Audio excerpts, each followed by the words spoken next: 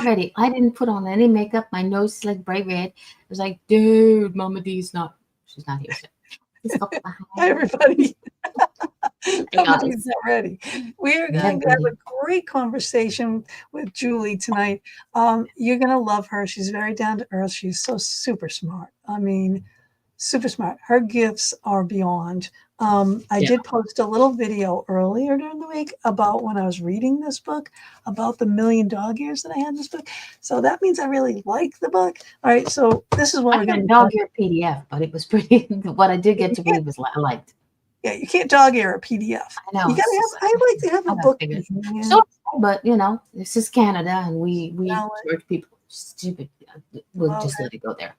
All right, let me play her video and get her on here because you guys are gonna love her. Mm-hmm. This week in the Fox Den with Gina B and Mama D, we welcome Julie Wignall. Julie is living proof of the power of unconventional choices, showing there are many paths that lead to happiness and success. At just 14, she left high school to attend an experimental alternative school in the 1970s. While many doubted her path, Julie defied expectations, carving out an extraordinary career spanning national politics, international business, the arts, environmental conservation, and visionary leadership. Julie's journey from collaborating with corporations to leading innovative conservation initiatives earned her the international acclaim and solidified her reputation as a visionary changemaker. Reflecting on her unconventional past, Julie realized she had encountered many remarkable people throughout her life and career who, like her, had forged uncommon pathways to create meaningful change. Julie coined the term fireflies to describe these visionaries, people who see beyond what is and take action to create a better reality. A lifelong student of Jungian psychology, metaphysics, and quantum physics, she has synthesized her knowledge and experiences into her multi-award-winning book, The Extraordinary Power of Fireflies, How to Shine Your Light Brighter and Transform the World. Today, Julie is a sought-after consultant, workshop leader, coach, and speaker. She empowers changemakers with the tools to align with their purpose and amplify their impact as she shares what is possible when individuals harness the light to transform the world. And we welcome you, Julie, and everyone to the Fox Den.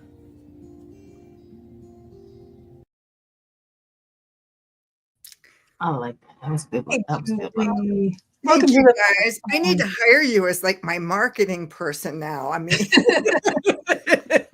she good. I'm your girl. I can do that. Before we start, hang on, guys. Before we start, what I forgot to tell you earlier, Julie, is if you see me kind of going like this, it's not that I'm bored or ignoring anybody. It's just that I do the people check in with put links into the chat rooms and comment on people's things. So it's not that I'm bored or ignoring people. Well, which is perfect. It's really hard to get used to this new technology. You try to look like you're looking at people, but then like if you're really looking at people, you look like you're looking somewhere else. Mm-hmm.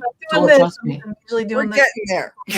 In the chat room. So I send hearts and loves and do this and all that kind of stuff. So yeah, we have to kind of keep an eye on like everything going on here.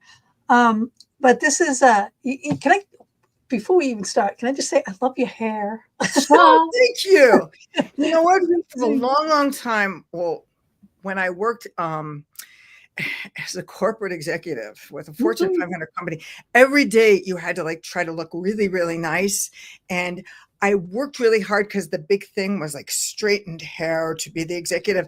And then when I left, I was like, you know, something happens as you get older and you kind of go, this is ridiculous. I don't got to do this anymore. I could just do it my way. I love it. I love it. And Mama D and her nice long hair. And then I got just sort of scrunched up here right now. I think they're both perfect, just as you are. Thank you. I knew I liked you. I knew I liked you. No, when I get nervous, I cut my hair, or if I get anxious or whatever things happen, I cut my hair. Can I tell you, people that work with me, do you see these bangs? They know when I am really stressed. I go, they're too long. I have to cut them. And all of a sudden, when I have bangs like way up here, oh my God, that's what Gina does. But her whole head, her hair was down here, and now it's up there. I'm like, I swear to God, I'm going to find my way down to the States and I'm going to just go in, steal all of her scissors, run away, and come back up here to Canada. And she's like, oh, where's my I can scissors? relate. Oh my God. Oh my God. But I mean, why I really liked your book, it's like I really can relate to you. Like you going through stuff, at 14, dropping out of school, choosing to go to a different, more unconventional learning venture. Well, when I was it was interesting because when I was little, I was like great in school and I loved it. And this is back in the 70s, and my mother got a divorce. And women, if you came from a good family, you weren't supposed to get a divorce and just mean that. And I'd already had a bit because I was adopted. And I was adopted during a time when nobody told kids that they were adopted. We had to keep it quiet. My mother was a rebel and said, no, you need to know from the beginning. But to give you an idea how long ago this was, my very original adoption papers were handled by the Humane Society of the United States, those guys that deal with dogs and cats. Wow. Really. No way. So Wow. I had already had the people who said, you're not a real person. It's like the Pinocchio syndrome. You're not a real girl because you're adopted, or your family. Jesus. Man, they were so courageous because they adopted you. And, you could be a serial killer or the bad seed, something that they don't know. Still can be. Oh, you Yes, don't give me ideas. But when my mother got divorced, all of a sudden, no one was allowed to play with me anymore. No one was allowed to see me or to be with me. I lost friends. I lost, and it's like, no, because now I'm from what we call divorcee family. And actually, sometimes these things we all go through, I believe, traumatic experiences when we're little, and it takes time, but some of them you realize they're really important because it's part of what makes us who we are. Yeah. And it gave me a whole different perspective on how people perceived me, what they thought. It's like all of a sudden you're just nothing. And I would have been voted as the kid most likely not to finish high school. And I lucked out that I found a wonderful alternative school that used the city as our classroom. So I was interested in theater, and I got to work in theater. And I actually learned all about Zen meditation, going to school with someone who was a Zen master, and I know, Mama D, you're a Reiki master. And it was like, I got introduced to a lot of things to learn that the world is bigger than I thought that it was. We were also allowed to take courses at the university. And I went, I love learning. I don't like the system. Yes.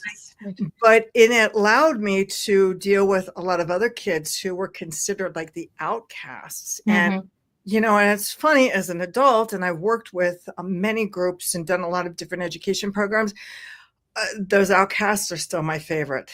Those kids, the troublemakers, they have got to be the brightest, most creative, and we need them. And it's reach out. 100%. Yeah, well, that would be this one here and that one over there.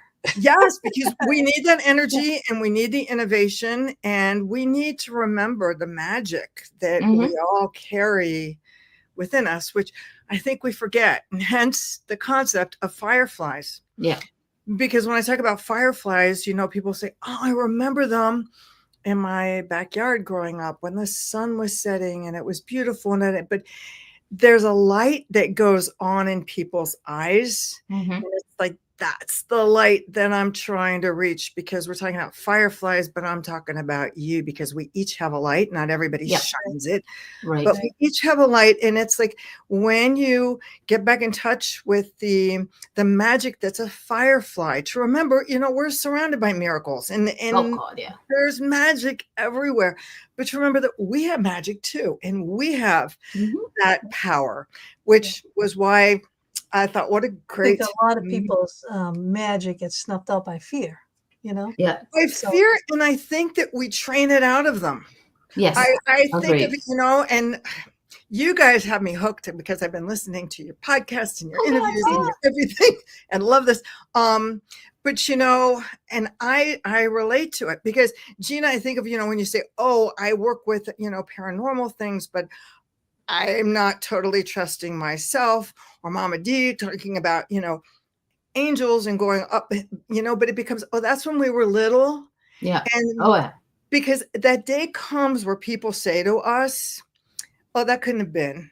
Yep. Or you're grown up now. You were just making that up. And so we say to ourselves, oh, well, I guess I was making this up. Yeah. Oh, I God, guess. yes. And we convince ourselves Mm-hmm. that it's not real. Yeah. When we do that, we definitely take the power away from it. I get it. I understand that. But I've seen too many people, especially like in the paranormal and the metaphysical community, once you do claim your gift and own it, then you get pummeled. Yeah. People pummel you. You know what I mean? So and imagine being in the field of science. Wow. Oh, my God, yeah. Just because I talked about things. I was actually once visited by a human resources coordinator because I once had a secretary who accused me of witchcraft. And this was just because I said, a true scientist oh my God is open to everything, and this is not a matter of belief or not belief. I had a wonderful mentor who said, you know what? It doesn't really matter what people believe. A leaf changes its color and it doesn't have to believe in photosynthesis. It's just there. So it's like, who am I? There's this whole world out there and all kinds of different things. And yes, I actually had a secretary who said, I think that she's practicing witchcraft. Which wouldn't be a bad thing. Because you know what? There was part of me that went, oh my gosh, what is this going to do? And there was another part of me, I have to be honest, and said, that's kind of cool. A good white witch, I mean, not right and black magic, but a good white witch. That's all in nature. Right. That's all nature and how exactly. nature. I mean, you're mixing potions. All women are witches, basically, because mixing potions. That's what we do in the kitchen. We make things. We cook spaghetti sauces. You're using herbs and seasonings. Hello, Gina. What? You're a witch. You're a witch. I'm a bitch. Oh. On the episode of Friend Ross tells Phoebe about evolution. Oh yeah, stuff like that. It's hilarious, because it's like, a lot of scientists are, well, it is a proven fact, and we have to go by our what do you call the things that you have to prove all the time. One of the biggest things in terms of science is that I have met too many PhDs that will say to me, I haven't cracked a book since I got my PhD. And I'm like, are you kidding me? I mean, if I were still teaching things that I had learned 25 years ago, I'd be kicked out. They see, that things are wrong and things change. But in terms of science, when you start incorporating all the sciences, which I like to do, and if anybody is dealing in cultural anthropology and you deal with, I've worked with native tribes and different indigenous people around the world. When you do that, I defy anyone to go spend time with an indigenous tribe and not come back and tell me how powerful herbs are. Oh, sure, and how powerful, that's, and the difference is. Did you do the little meandering out into the jungle for a couple of days? But part of it's being surrounded by the culture, where you have a culture that accepts this. Yes. This mentor, I studied marine biology in Australia, and it sounds really, really exotic. And the truth is I did it because it was cheaper than going to school in the United States, and I couldn't afford the tuition. So between plane fare and tuition and living there, it was cheaper than just even one semester would have been here. Did you like Sorry? Did you like it in Australia? I was in the outback area. I love the people. I love the people that I worked with and the people that I got to know that I'm still in contact with. They're still dear to your friends to this day. But the place, it was flat and it was desert and there were so many bugs. And I thought that I loved the rainforest until I went in there and I went, it's really humid in here and I have a headache and I'm not sure This is the way to go. Part of how I ended up in the ocean, I could deal with the water any place. But between Australia and Indonesia, there and Singapore, there are about 25,000 islands. And on one of these islands, there are people that there have always been rumored, actually on a number of the islands, that they've got great paranormal, ESP, they're working with telepathy and all these things. And a mentor of mine actually went and spent a year living on the island, and he came back and he had these really interesting observations where he said, because we always talk about it as extra or it's para. And he said, yes, these people are doing all of these things. First of all, they're much more in tune with nature than we are. Think about it. We're surrounded by cement and buildings and, but they're in tune with the rhythms of nature. We forget that we live on a living planet. It's got a heartbeat. So when we're listening to the beat of the djembe drums and it's like it resonates with us because it's like hearing that heartbeat. And he said the second thing is, yes, all these people would be considered to be psychic, paranormal, whatever you want to call it, but they didn't think of it as that because it was just normal for them. And the other piece was their culture accepted it. Right. And, didn't make fun of you, didn't put you down, didn't compete with you. None of that. None of the drama. And each person had different gifts. This one was good with healing, and this person was good with going into the ocean and giving you a weather forecast. Or everybody had their own community. That's how a tribe works. They got to work together for the community to make it a whole. Imagine what the world would be like if we could do that. We're working on it. That's the whole concept of rising in the spaces between that I write about. And I work through a method, which is, it's called consilience. It's to say, let's take all this information from all these different fields and say, whether it's from paranormal or from healing with Reiki, whether it's quantum physics, metaphysics, let's just put it all together and see what we come up with. And we know, to me, quantum physics does, all it does is it really starts defining paranormal and metaphysics, saying, scientifically, this all is right. It can happen. When we teach chemistry, we say, let's get down to these neurons and these electrons, and we're going to get smaller and smaller and smaller. And what is in between? And we think there's this empty space, and it's not empty, it's energy. And then we go in the world of quantum physics, the big argument becomes, since Einstein, so energy, and how does energy move? Does it move in particles, or does it move in waves in between those tiny, tiny little things? And I look at it and I say, I see particles. And Mama D looks at it and says, no, I see waves. And I say, no, you take my glasses. And she says, you take mine. I go, nope, it's still there. And it's because our perception of everything is impacting what we see. But when we talk about that energy in between, that's the energy of music, because it's vibrational.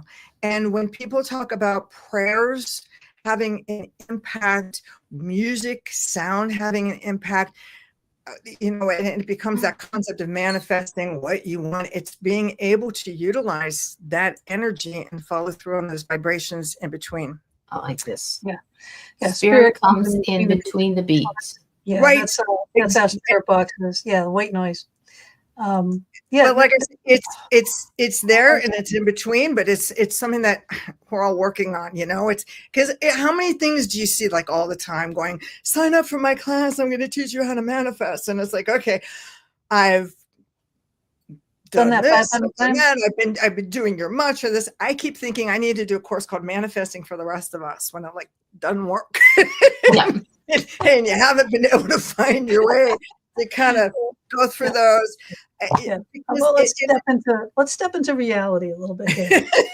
When you want to have something work, you actually got to do some of this. You know what I mean? You got to do some work here. It doesn't just come to you. We all know this now. The secret is long gone. So, Well, and I we was, do- what do they say? Luck is when preparation meets opportunity. Oh, And I like that one. Yeah, we there you all go. have to prepare. That's one of my Yes. favorites because, it is. And I always said, when I started, I was starting in marine biology, and everyone said to me, "You're female. Nobody can do anything in this." It was like an old boy network. And when I said, luck is, preparation meets opportunity, you keep preparing. And I was ready to say, if nobody ever hired me, sooner or later, all these men who were my competition, one day they had to retire and there was only going to be me left. There we go. God, I love you. I love you. Now, see, I go from, if I want to do something, I get right in there and I climb to the top within a year. I'm running the place. That's it. That's what I do. But that's me. Like there's a lot of people like me, but there are a lot of people that aren't. And they're perfectly happy staying right here on that level plateau. Don't make any waves. Don't make any splashes. But me, I want to learn. I want to learn. I want to teach me. I want to know how you do your job. How you do your job. Mama, how you do your job. I want to know. I want to do it. Yes. And then there are those of us who try to do things and we keep getting the door shut in our face. And too many people go to another door. That's the whole point. It's like, and they'll say, "Oh, the universe is telling me that this is not what I'm supposed to do." And it's like, no, the universe is telling you to go knock on another door. There's always another way. Yeah. And that's one of the reasons I wrote the book. It's like, how many books are out there where it's like, here's weight loss and here's how to do my diet. And you've got to follow my diet. It's the only way that works. Or this is how to make money. My way is the only way. And it's like, you know what? No, there are a lot of different paths up to the top of the mountain. And there's enough room for us all to find the one that times do I say that, Mama? I'm like, yes, that's, this is the problem with the world today. It's like, oh, everyone will help you get to the top. But as soon as you get to the top, they're pushing you off. Yeah. And it's like, why? There's so much room up here. Right? Exactly. There's no need to be throwing anybody off. No. And no need for someone to try to throw you off, right. If you help them get there. It's ridiculous. It's just ego, and if we had less ego and more ambition, we would be so much better. Just so much better. Flight of the ego. I know this is that's another whole entire show. The whole show. But, so we need to get past. We all work on it. Some of us have too much. Some of us don't have enough. But I guess, and that's why I always go back to nature, because it's always about that balance of trying to maneuver. And that balance means not just staying stiff and moving forward. It means bending a little bit this way, bending a little bit that way, saying, oh, I got kind of off the path here. That's okay. But here I am. Talk about bending. Now you go from you're studying marine biology, and then you go from, where were you, Washington? And then all of a sudden you're in Vegas and you're working with who? Wasn't that crazy? Okay, so here I am. I'm running the National Aquarium in Washington, D.C. They're not allowed to call me the director. I'm only the director of programs, even though I report to the board of directors and everything else, because we had to have another director who was a male, because if you weren't like a white male, it didn't really count. And it sounds really impressive. At that time, I was actually working as the director of the National Aquarium. I was working with the Smithsonian and the National Zoo, and people go, oh, that's amazing. And it's like, you don't understand. I was doing all those things because nothing paid. And it was like, it took all those things to be able to do what I was doing. And I looked around, it was all about money. And it's like, we're not making enough money at the aquarium. And I was like, and I had studied science. I didn't study business. I didn't study management. I only knew about science. And great. So I moved my way up the ladder in terms of that, but it didn't tell me anything. I had an education staff that would say to me every month, Julie, we have this great idea for this program. What can we do? And can we have the money to pay for it? And I'd say, that little wishing well that's in the front of the aquarium where there's all those pennies, whatever's in there, baby, it's yours. Go for it and do what you can. And then I was also working with nonprofits. Right. And you go, okay, what are you doing? And well, it's time for fundraising again. It's time for fundraising again. And it's not fair because the big bad corporations have all the money and we don't. And I started thinking, these big bad corporations, a corporation can't be bad. Yeah. Or greedy. People within the corporation can be greedy, but if we have people who are really greedy within the corporation, can't there be people who maybe want to do something really good? Yes. And this was, just within the environmental community, it was like straight off like, no, anybody dealing with corporate America has to be terrible. And it's like, well, and one day out of the blue, I got a phone call from someone who said, we want to know about putting dolphins in Las Vegas, Nevada. And I went, oh my God, please don't do this. I had visions in my head. We all jumped to conclusions, right? I'm no different than anybody else. Or I had visions in my head of this really seedy hotel where they were going to put dolphins in a pool in the back and teach them how to do slot machines. And this was the architect of the Mirage Resorts hotel. And he said to me, I'm not asking you, should we do this? I'm asking you, can we do this? And I went, oh, that's a different question. Yeah. Yes, legally. Yes, you can do that. And he said to me, well, send me information. I need to have this by tomorrow. And I was like, but I had no idea who these people were. He said, no, here's my Federal Express number. I'll expect to see it tomorrow. And he hangs up and I go, well, as far as he is concerned, I am running the National Aquarium. And if I don't send this, I'm going to look like nothing. Yeah. So I put everything aside and I sent it to them. And they started calling me every 2 hours. And they said, well, there's this man and his name is Steve Wynn. And he's like a millionaire and he's trying to change the face of Las Vegas. And he wants you to come and talk to him. And I was like, who are these people? I was so terrified. I said, this is like going to be all mafia. They're going to, if they offer me something, they're going to say, we'll pay you in drugs. Pay me in chocolates. Yeah. And this was because when they talk about gambling, it's the gaming industry. Well, so my background is in nature. So when people talk to me about gaming, I'm thinking that they want fishing or hunting licenses. Yeah, that has nothing to do with slot machines. But I finally agreed to come out and to talk to this man. And because of that feeling in terms of the environmental community, all this big bad business, I didn't trust anything. Okay. So he said, well, I want to know about, how could we do this? And what if we put a dolphin facility back here? And I was like, what would you do? And how would you do it? And I made it 3 times bigger than the government allowed. I said it needed to be bigger. Right. And I said, it can't be dull, empty tanks. I need to find, artificial coral reefs inside. I want sand like on the bottom. And I said, and I want to go travel to every other facility because if you really want to put the money in this, I want to find out from other people if they could do it, what it could, not just my dream, but to say, if you could do that ultimate facility, what would it look like? And here I am saying, and Las Vegas is actually the 8th largest school district. I think it's grown even since then. And I said, and we have to do education programs for the students. It has to be free. And they can only get here in the morning. And I can't charge them. Has to be for free. And I don't want the public here when the kids are here. Look at her making all these demands to Right? Well, because I thought, okay, if I'm going to find my way at the bottom of Lake Mead with cement bricks, you go down swimming. Fighting, right?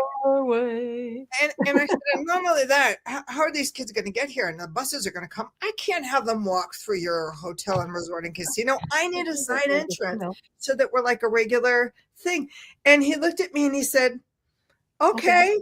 And I said, but wait a minute, I got another thing because, there are dolphins in other facilities. I do not want to take one dolphin from the wild to put into a facility like this. If we're going to do a facility like this, it's going to be for dolphins that are older or have been mistreated, that cannot be reintroduced to the wild. And we're going to give them a sanctuary that's going to be a home. There will be no shows, no performances. I'm going on and on and on. And he turned out to be the biggest animal rights activist I think that I've ever met. And he said, yes, yes, yes, and yes. And what we got to do because of that, you know, my reputation in the field kind of went overnight. This was a budding marine biologist, and now she's just sold out. She's working with hotels and casinos. To Vegas. Right. But not only in working with him was I able to really change standards for marine animals around the world, but having an impact within the hotel. I mean, we were the first hotel and resort that didn't sell fur coats in any of the retail shops. You know, I said, if you're going to have this, you got to walk the walk. Exactly. Sustainable seafood in our restaurants. We started recycling water. And, you know, and for the period of time that I was there, I have to honestly say it was 13 and a half years. And I just felt like I'm running the world, you know, because it gives you the opportunity to really have an impact in ways that you never thought that you could. No. That hotel is amazing. Cool. And now it is amazing. And I'm really sad to tell you that it's now gone. I know. I can't even imagine. But, you know, that's the thing. Like Golden Nugget is kind of. Things change. I know. And that's why, you know, there are so many people in my end of the field who talk about all the importance of leaving a legacy. And it's like, oh, please, let's see. Your legacy is what you're doing today, how nice you are to other people, and what you're doing and how you're doing it. You can't live in the past. However, you got to learn from the past. And apparently, no one understands the concept. Yeah. It's just learning from the past. Again, another whole show. But the state that everyone is in at this present moment is that, you know, no one is learning anything from the past. No, we're not. The few hand people. It's, you know, this is a really scary time. And no, a lot of people haven't learned anything from the past, but this is where, to me, we're important. This is more important than ever. You know, and I tell people, you know, fireflies shine their brightest when it's dark. Yep. And Gina, you're in Pennsylvania, and I have to tell you, there are two places. Are you?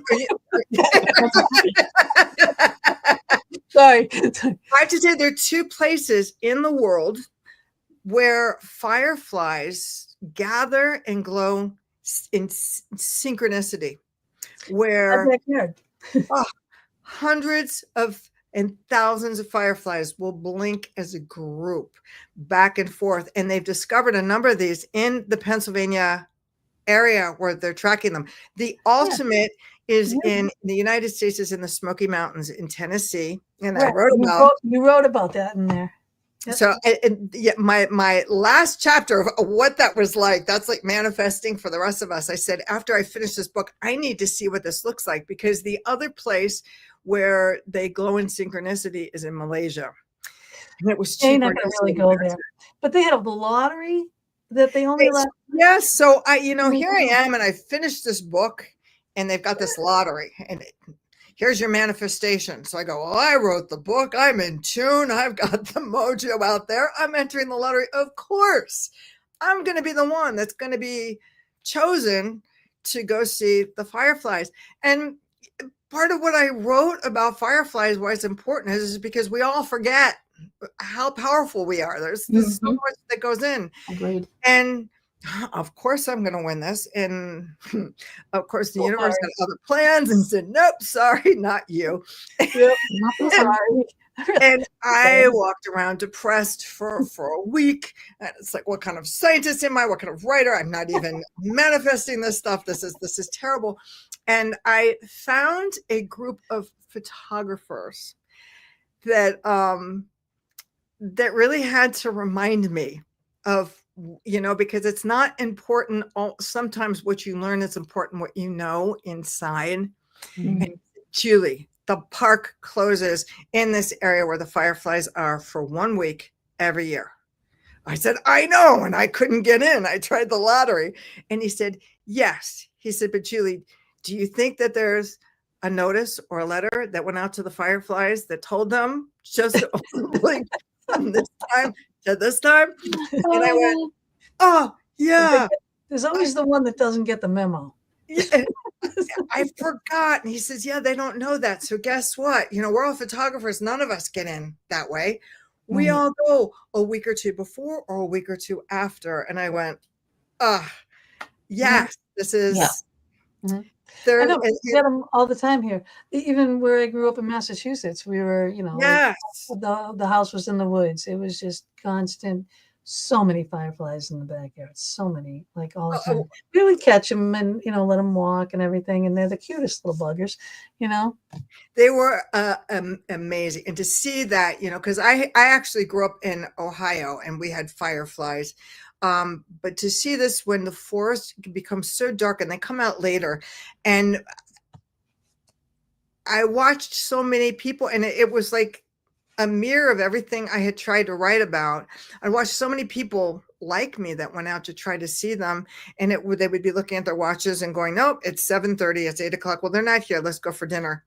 And I thought, God, how many people are like so close to what they want and want and leave. Yeah. And they go, no, it's not going to happen. So I'm just going to let it go. And we said it didn't come out until it was about 10:30 or 11 o'clock at night. And the forest becomes so dark, you can't see your fingertips. But all of a sudden, you start seeing sparkles in one area and then another. And when I tell you the entire forest was lit up with fireflies, it was like walking into a fairy tale. And it's not only just the yellow-green fireflies, because they glow in different colors. They had the blue ghost fireflies there. So when you looked at the forest floor, they looked like little landing strips with just tiny blue lights everywhere. And then again, the giant lights. That's what I used to call on the beach when we go down to Nauset Beach. And every once in a while, you'd get that phosphorus in the sand that if you kick it, would turn blue. I was like, look at it. It's like blue fireflies of the ocean. That's exactly it. And it's the same chemical reaction. It's totally, yes. And people say to me, but you're a marine biologist. Why did you write this book, The Extraordinary Power of Fireflies? Well, because I like nature all around, but it didn't have the same ring. The extraordinary power of bioluminescence on the beach. Yeah, exactly. No. Yeah, but it doesn't make the same thing. But that's what I called them, though. That's really funny because I have to tell you both that in terms of my ode to you guys, and even to being on the show tonight, when I showed up, because I went on this big thing to find fireflies, and this is not in the book. As we were going through, there was an outdoor theater. We started in North Carolina and we were making our way through to Tennessee. And there was an outdoor theater company that was doing a production of The Little Prince.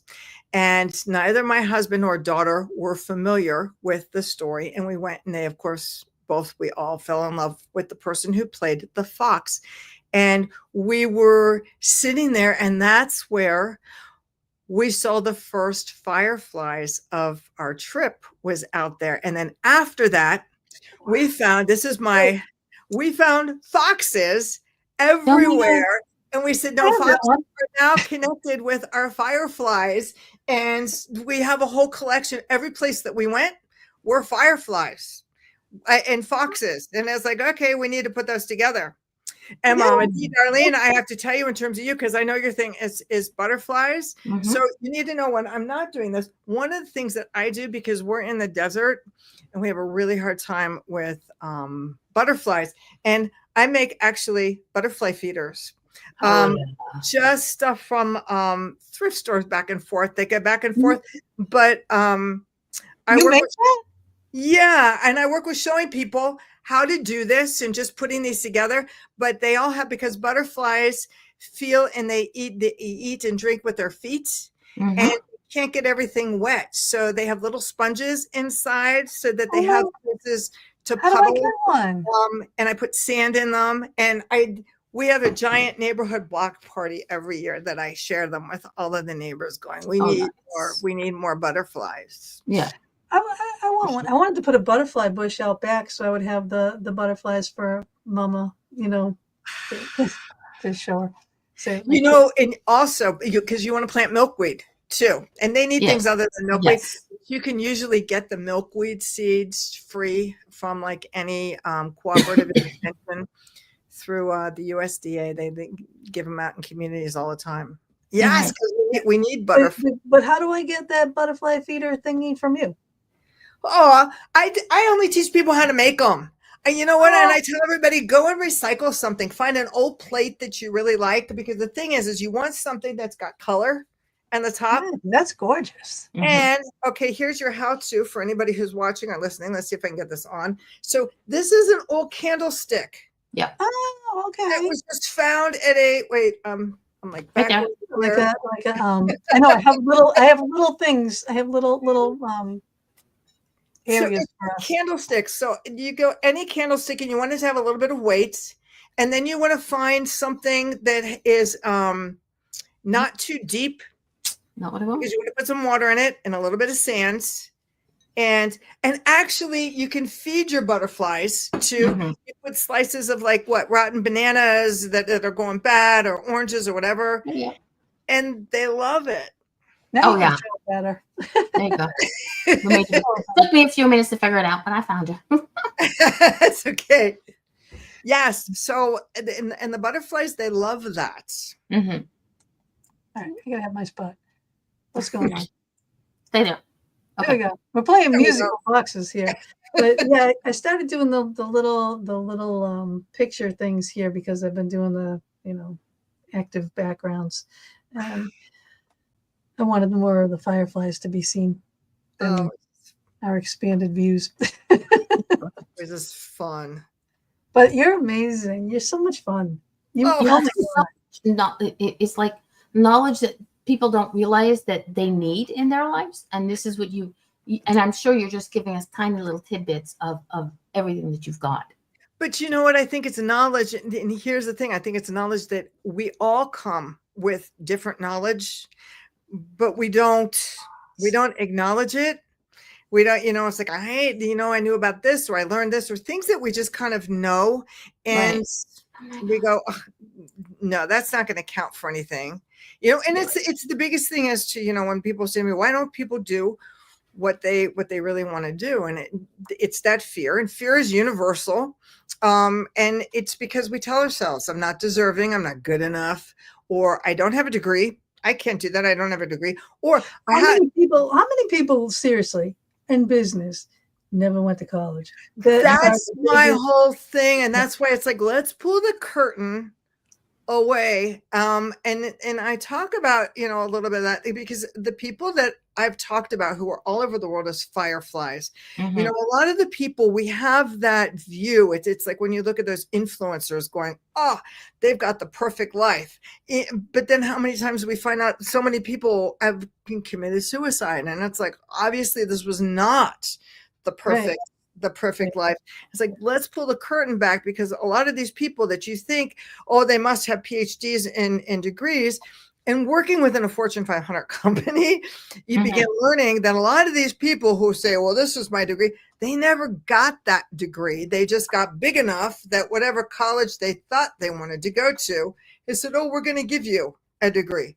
I think in terms of biology, one of the biggest, most revered people out there is Dr. Jane Goodall, which makes you think she spent years within a university. She did not. She went straight out to the field to do what she needed to do. She wasn't sitting in math classes or whatever. Learn by doing. And then, I mean, there are things. Yeah. I mean, I said, like, I worked my way up, right?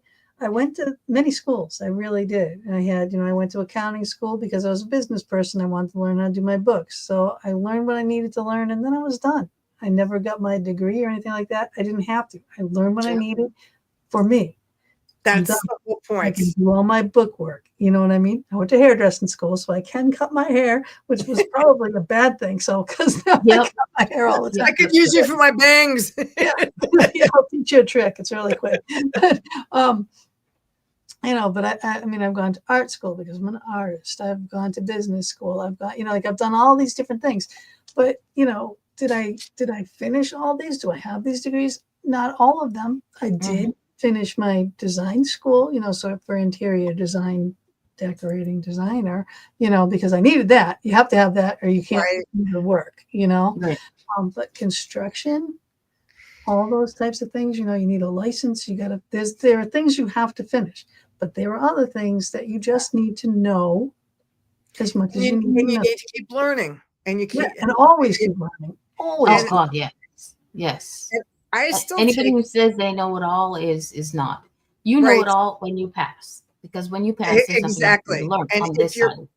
Right. And if you're perfect and you've got it all, there's really no reason for you to be here. Yeah. When people say, what is the purpose of life?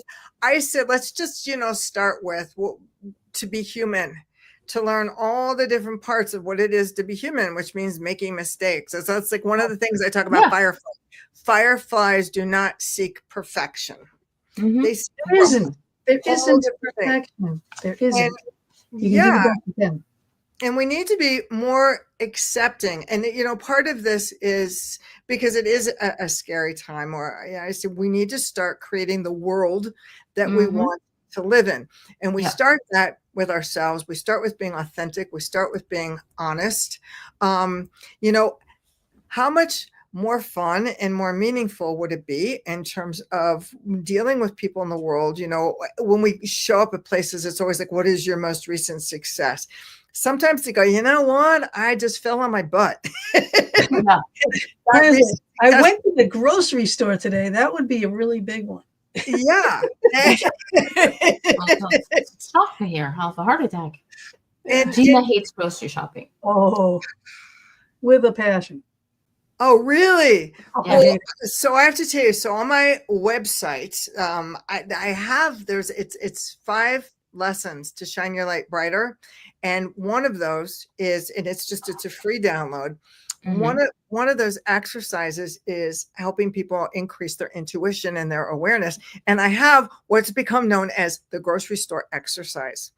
And it's which you could probably be better off doing this at home, going, yes. And but you will look at people differently when you go to the grocery store after that. Okay.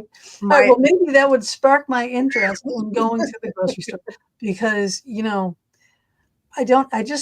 I would rather spend money on stuff for my home, decorative. I get that. Furnishings, going to antique places, that type of stuff. I'll shop all day long. I'll shop till I drop. Okay. Paranormal equipment, I will shop. Okay. But books, I will shop. Food, I think they should just give it to you. If Gina could live on egg sandwiches, she would. Every time I talk to her, like during the day, she goes like, "I'm having lunch." I went, "What are you having?" Egg sandwiches. That was a rhetorical question because I know what you're having. But I'm going to eventually get down there and I'm going to take her shopping because I like shopping with someone. I have fun by myself. It's boring as heck. But when I'm out there doing shopping with my daughter, it's fun. Well, you have to have some fun with it. I've been known to belt out a Broadway tune here and there in the middle of a grocery store. I've been known to dance in an aisle if it's a good song. But the exercises is how do you go through a grocery store in terms of awareness? Are you aware of the other people who were there? This was actually inspired by my husband. It's like, you go, can you get this? Did you not see that there was this next to it? Well, no, you told me to go get this, but it was right next to it. Right. So and what's happened is we used to talk in the 70s about psychic phenomena, and then in the 80s it became psychic and paranormal, and then became metaphysical, and we're all kind of talking about pretty much the same stuff. And now I tell people tune in because what you're hearing from all of these big business tycoons is when they talk about the importance of using their intuition, and it is no different than anything else that they're telling you through all of these different communities, they've just found a name for it that makes them feel like they fit in a little bit better, and they're not going to be It'll quite. be a different name Exactly. 3 years from now. Yes, Same but thing. is going through a grocery store is like, how aware are you of the other people in the grocery store? Would you know if there was someone at the end of an aisle who maybe needed help getting something down from a top Well, shelf? they come to me because I'm tall, so I always have to, I have to reach and short. grab everything. They all like they look at me like, well, what do you know about this? Like talk to me like they've known me for 20 million years, and I'm like, Oh, fun. okay, woman, let me tell you, okay, I'm the basicest of food person you've ever met. It's meat, potatoes, vegetable. All right. I don't know how to create all these things that people do. My neighbor down the street, she is like a master chef. She made a big prime rib. I'm like, hey, Hey, Darian. I wouldn't know how to do But that. I've had great conversations. I've learned great things about things in the grocery store where someone will say, "Oh, this is try this ice cream or try this." Well, I'm learning a lot. I'm learning a lot from her. I really, truly am. My late husband could make stuff. Like when we had no food, he would go in the kitchen and he would whip up something like gourmet, using like grape jelly and this and that. And I'm like, if I made that, it would be like the animals outside would not even eat it. There'd be no way. It would be an epic fail. And I know it. Right? Food I'm not good at. I'm not. Unless it's an Italian dish, I can make it. But, there you go. Right? There you go. But food I'm not good at, and that's okay. Other people are. I like eating, but I don't like cooking. Oh, that's fun. But and I look at it not only just in terms of the food, but people become really mean. And it's like, what do you do if somebody's got their grocery cart in the middle of the aisle? And there are those people that push it aside and go, oh, excuse me. There are people who know how to go around or be nice or find other ways. And it finds all those people that bash into him or cut in front of him, and he gets so angry, And my daughter's now learned. She'll say that person is not a firefly. There you go. Yep. Oh, God. That's someone who needs to learn how to find a different pathway up the mountain. But what I noticed about grocery store when my husband died and I had to go to the grocery store, I noticed how many couples there were. Oh. Couples and older couples holding hands and older couples like talking about the cans and stuff like that. And I noticed that, and I actually ended up crying and had to leave. But I'll never forget that, That goes back to energy flows where attention goes. Mm-hmm. And and it's always going to make you aware of different things like that. Right. But that's also connecting back to your inner self and your intuition and psychic abilities and knowing what's going on and what's going on around you. And again, those are the things that we push out and we say, no, they can't be. It's, but it's there. Yeah. We do know this. Some people realize it but won't admit to realizing it. Yeah. Yeah. Well, it's like how many I live in a small town, so how many people would pull me aside and quietly talk to me about things? I was like, and I understand that way of doing things because that's how I started. Mm-hmm. I was like, I didn't want people to know that Darlene, did Reiki or did my oracle cards or anything. So I just created Mama D. I was like, okay. And now it's like, too bad. My name is both Darlene and Mama D. And people go, what do you want me to call you? Well, whatever feels comfortable. It's, I have put them out there. You can call me all kinds of other names. Just don't call me late for chocolate. That's all. I'm not doing chocolate. Don't have any more chocolate. Shut up. I'm not eating chocolate anymore. Oh, I'm of the bench. You can mess with a lot of things. Don't mess with my chocolate. I actually, though, I live by the motto of there's always like one more story because you always have something more that you want to say. Mm-hmm. And there should always be something extra because people are special and you always want to give them something special. But then I end that with there should always be cookies because when I found myself as an executive within a Fortune 500 company, they would make us go to these management meetings that were just unbelievably boring. And it's like, and that's time from your life that you do not get back. But this was within a hotel and resort where we had people who made the most marvelous, wonderful cookies. And I used to have my secretary call before meetings, and she'd say, Julie will be there if there will be cookies. And they knew that they wanted me to attend. There had to be cookies. And when I started, I had the opportunity when I was there to work with teachers, and I did training for over 1,000 teachers. But whenever I did that, they knew it's like, do not just give me a meeting room. I expect to have tea and coffee and cookies at different points throughout the training, because there should always be cookies. I had a Panera cookie tonight. I did. Because doing training at his workplace. And so he came home with Panera sandwiches. However, I had already eaten pasta. So I didn't get my sandwich, but he did bring home a chocolate chip cookie from Panera. Oh, Bobby. These are massive. Yeah, they're really big. They're good. So I should have eaten half today and half tomorrow. Yeah, that was it. Oh, please. No, I woofed that thing down like I've never eaten a cookie before in my life. I'm telling you, there should always be cookies. Always be cookies. Because, and it's like back to that concept of fireflies. We need to remember our magic. And the other thing we forget as we get older is how to play and how to have fun, because we're so busy trying to make it, from one step to the other. And people forget to laugh. People are too serious. They forget to smile, but they forget just to play, just for the pure enjoyment of of having fun. And that's really important. Well, I never have any fun. I'm miserable all the time. You are boring all that. I mean, I will better than that. In the mornings, I will sit in my kitchen. I have a big bay windows, and I will sit in the kitchen on the floor with the dogs and the cat, because they like to sunbathe, and that's where the sun comes first. So I'll sit on the floor with them, and they'll be like, "Oh my God, Mom's down here," and then take a forklift to get me off my butt again. But it's just something that, so long as it's a nice sunny day, I'll do it, and just before I go to work, so it's like a little extra shot of vitamin D. Yeah, because right now it's still too cold to go outside, so I'll do it from the inside.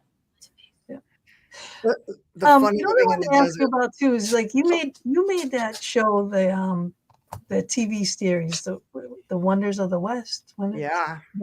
Tell me about that and how that came about too. When I left the Mirage was sold to a new company, and I actually hung on for about 1.5 years. I really tried, but it wasn't the same. I talked today about the importance of like a code of values, and that code of values kind of went out the window, where you go, it's my turn to go too.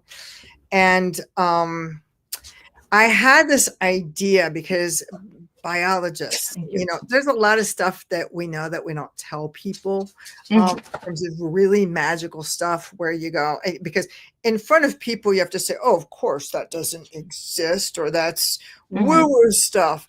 But it's like, it's time for woo-woo pride. Come on. Yes. Woo-woo pride parade. And we need to start, looking and sharing things like, the fireflies in Malaysia, where you actually go down a river and they light the trees like Christmas trees. But most biologists have kept this quiet, because if everybody goes to see these, this place will be, that it'll disappear. Well, I have to say, the place is going to disappear anyway, but our chances are better, to me, for saving this if we people know about that. So I wanted to share a lot of these places around the world, and I created a TV series that was actually called Wonders of the World. And I was so passionate about this. Did I have a degree in TV? No. Did I have any background in this? No, absolutely not. I did have a bit of a background in theater, but nobody said to me you couldn't do it. So I actually wrote to the Secretary of the United Nations at the time, which was Kofi Annan. And he wrote back and he said, this sounds really exciting. I said, I want to hit places that are like UNESCO sites and United Nations. And I just want your support, because then I know there are companies that support the United Nations, and then I can go to them for funding. And he was like, oh my God, this is a great idea, and let's do this. He said, the only thing I need is for your local PBS television station to say that they will air it for free. And my husband actually also does work in television and has a background, Emmy award winning. And no, they said no. They said no, we won't. And it was like, can you it's imagine? not going to cost you anything. It's not going to do anything. And I think it was fear. It was fear on their part. It was absolutely devastating. But they came back and they said, okay, so we're not doing that, and we won't give you that opportunity, but we will let you cover the West, wonders of the West. I said, okay, it's time to compromise. If I want to do something like that to get things out, we'll do it. You got to start somewhere.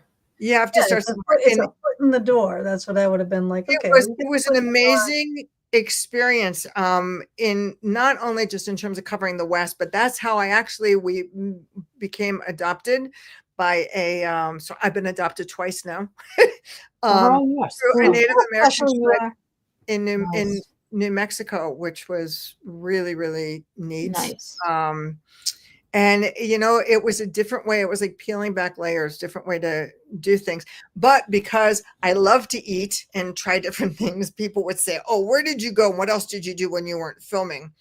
And everybody wanted to know the behind the scenes. So again, that concept of let's bring the curtain back and take people with us. Yeah. We did a second show called Southwest Living that showed all of the ins and outs of where to go and what to do and how to do it.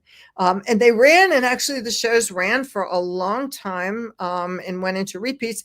And my big thing is they were released and distributed internationally, and we were dubbed in Japanese. So it's like someplace, I know how to speak Japanese. I like the reverse, because it's like, hello. I love that. It's hilarious. But because I always wanted to speak other languages. Mm-hmm. And at one point I worked for a French corporation in Mexico. So I thought, I'm going to learn everything. Well, I did learn to speak French badly. And now people will speak to me in Spanish and I can only answer in French. And they'll say, this doesn't make any sense. And in my mind, I pretend that I could speak all these languages. So I keep saying somewhere I'm speaking Japanese. There you go. I do this thing, Duolingo. It's like my thing that just gets my brain out of everything else. And I do Italian, but I do it like it's a competition. And I get number one, like a lot, but it's like this really fast thing. You do the, 10 things to make one, and at certain times you get like 60 points. Usually it's 20, or you can get 40, or you can get 60. And on Saturday mornings, you can get 75 for like an hour. And it's like, people bother me when I'm doing that. I get upset, but I'm learning fast. There are lessons where you learn, but where I'm doing these things that practice things. So I'm getting the language. I'm seeing it. I'm seeing it written, I'm hearing it. I can't speak it all that well, because the problem with that is I'm from Massachusetts. Right? We don't have R's in our language. And what is Italian but going all the time? So it's very hard for me to pronounce a lot of these Italian words. But in my mind, mind, I got it. I got it down, What's an amazing experience too, though, is I've had the experience, and I know other people have had this too, where you can be in a foreign country and people are speaking a totally different language. You don't know a word of it, but you understand what they're talking about. Oh yeah. It's like communication is more than just language, Smile is international. Yeah. Hugs. Big hugs. Yeah. I'm a hugger. So national way to say hi. Exactly. Yeah. And that's, for me, that concept of the people who get that, and, hugs and support and encouragement, and to say, you should be that authentic you, because it's, in yoga, they talk about the light in me sees the light in you. Let's deal on that level. and for better or for worse, or what it looks like. And it doesn't have to be one way or the other, or accepted any way that it is. And yes, there are a lot of people who are unaware, but there are a lot of people who are not happy. There are a lot of people who just want to stay where they are. And, you know, God love them, you kind of have to let them be where they are. But for those of us who want to connect on more multi-levels, different levels. Yeah, on levels, that's where we rise in those spaces between. And just start connecting like fireflies and building community, which I think we really need. Yeah, big time. And because things now more than ever. And yes, and things need to change. But honestly, you know, and that's the concept of a firefly. Firefly does not ask for permission. It just does it. It just does it. And that's what we need to be doing. And to me, we need to stop waiting for politics to change, for people to change, we need to start. We know, you know, there are things that we cannot control, but there are things that we can. We know who's in our communities. We know, you know, when there's a stray animal. We know when someone is in need of food. We know when someone's hurting, someone has lost a loved one. That's where we need to start connecting and change. I really believe that the next changes that need to come on the planet in terms of just raising all of our vibration need to start at the ground level up. And, you know, and it doesn't mean that you're aspiring to take over the world, right? Yes. And that some days, you know, you're trying to climb new mountains, but some days going to that grocery store is a huge accomplishment. That's the climbing of the mountain for that day. It's a big mountain. That's a really big mountain. I'll be your mountain guide. But I'll tell you what, that's what this book does, though. It's like it sparked so much of like what I've been missing for a while in me, like the drive that I always had, that ambition that I always had, that just kind of like I'm doing so many things. I got a lot of pans and out there. There's a lot of things going on. Our Paracon is huge. We're working on that right now. It's right around the corner.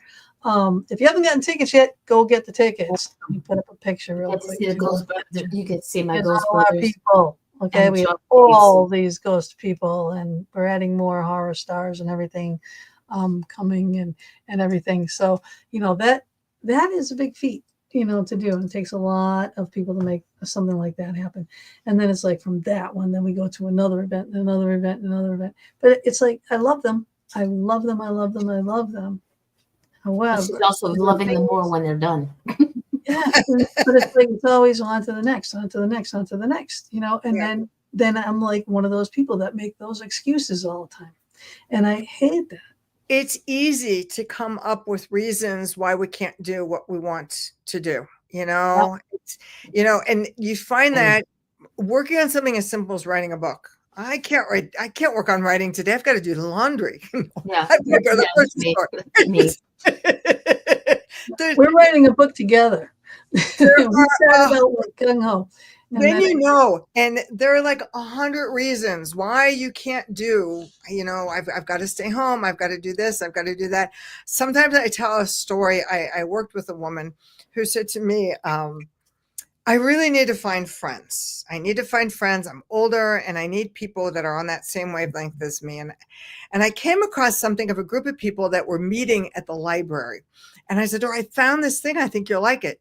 That's as far as I got. And she said, I can't do that because I have to work during the day.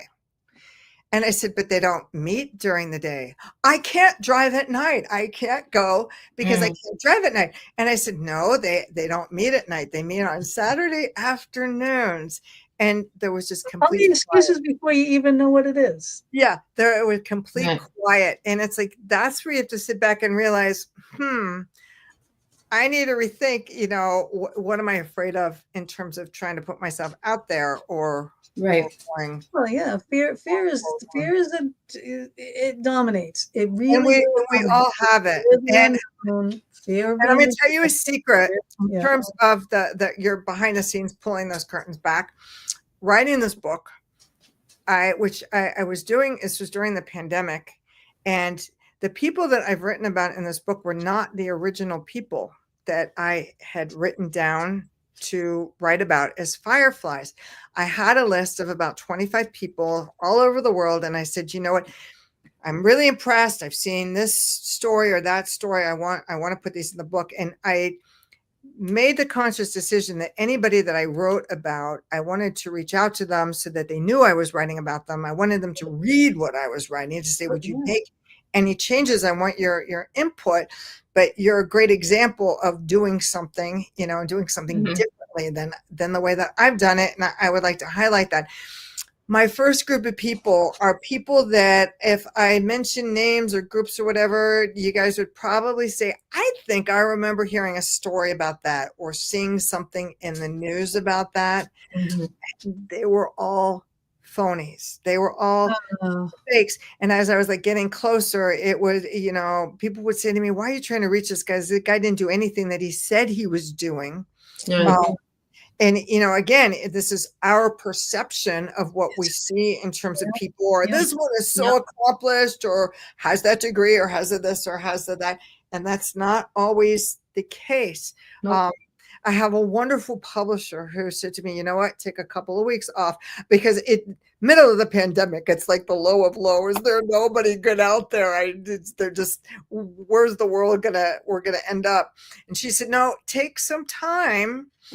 And start again. And that's exactly what I did. I just started from the beginning. Found more people. And the neatest part is I have to tell you that to this day, if I get depressed or I go, I need that inspiration, I go back to the people I wrote about, because they're all still doing absolutely amazing things. And that's why the fireflies, they're still growing. One of the gentleman that I wrote about, they call him Planet Walker, because he walks. He had stopped talking for many years, and now he's an active listener, and he walks from place to place. And this man is now 78 years old. And I got an email from him when the book came out. And he said, Julie, I just want you to know, you're not going to be able to reach me for a while, because I'm getting ready to take a flight tomorrow morning for Cape Town, South Africa. And I'm planning on walking from Cape Town, South Africa, all the way up to Kenya. Wow. I know, which was just at 78.